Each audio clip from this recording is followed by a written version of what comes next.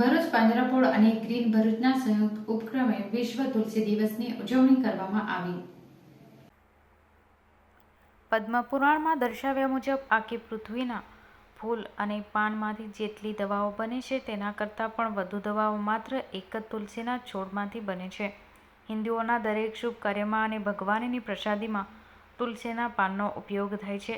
જ્યાં તુલસીનો છોડ હોય છે ત્યાંનું વાતાવરણ શુદ્ધ અને પવિત્ર રહે છે.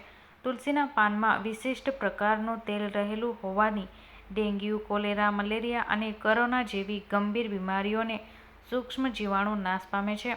તુલસીના મુખ્ય બે પ્રકાર છે: લીલા પાનવાળી રામ તુલસી અને કાળા પાનવાળી શ્યામ તુલસી. આયુર્વેદ મુજબ તુલસી એ અનેક રંગનો રામબાણ ઔષધિ છે.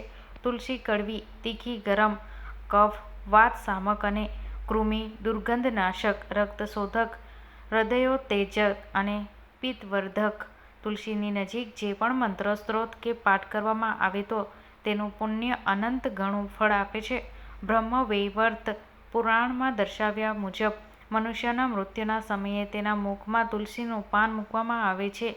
તે મનુષ્ય જીવનના તમામ પાપોનો નાશ થઈ મનુષ્ય વિષ્ણુ લોકની પ્રાપ્તિ થાય છે. સ્કંદ પુરાણમાં દર્શાવ્યા મુજબ તે ઘરમાં તુલસીના રોજ પૂજન થતું હોય છે ત્યાં યમદૂત પ્રવેશી શકતા નથી. પદ્મ પુરાણમાં દર્શાવ્યા મુજબ મનુષ્યના મૃત્યુ બાદ તુલસીના લાકડાથી તેને અંતિમ સંસ્કાર કરવામાં આવે તો તે મનુષ્ય પુનર્જન્મ થતો નથી અને મનુષ્ય મોક્ષ માર્ગની પ્રાપ્તિ થાય છે.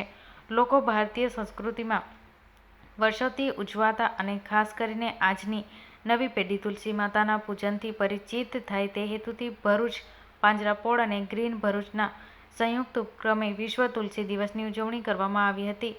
જેમાં ભરૂચ પાંજરાપોળના મુખ્ય ટ્રસ્ટી મહેન્દ્રભાઈ કંસાર, ગ્રીન ભરૂચ સંસ્થાના મુખ્ય ટ્રસ્ટી નિકુંજભાઈ ભટ્ટ અને સામાજિક કાર્યકર રશ્મિકાંત કંસારે તુલસી પૂજનનું વિશેષ મહત્વ સમજાવ્યું હતું.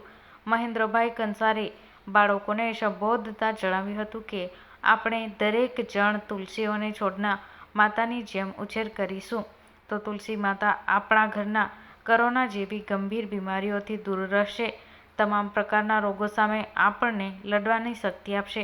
આ પ્રસંગે મોટી સંખ્યામાં લોકોએ હાજર રહીને સમગ્ર કાર્યક્રમને સફળ બનાવ્યો હતો અને લોકોએ પોતાના ઘરને આંગણે રહેલા તુલસી માતાનું પણ પૂજન અર્ચન કર્યું હતું.